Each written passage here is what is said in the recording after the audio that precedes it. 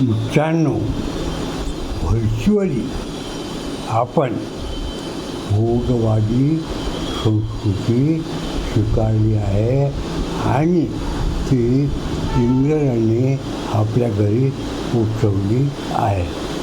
तर याच्यामध्ये काय झालं, भोगवादीमध्ये हक्काला प्रातिभ आहे आणि कर्तव्याला कोणी विचारू नका. समजा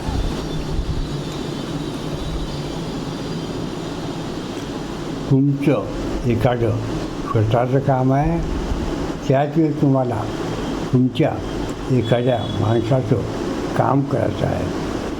समोरच्या माणसाचं काही हो, तुम्ही पहिले स्वतःचं काम करा. हे सगळ्यात वाईट आहे. पण त्यागवादी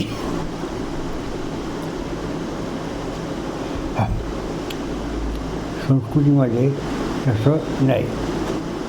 पहिले समोरच्याचं काम, नंतर स्वतःचं. म्हणूनच आज समाजात एवढं दुःख आहे.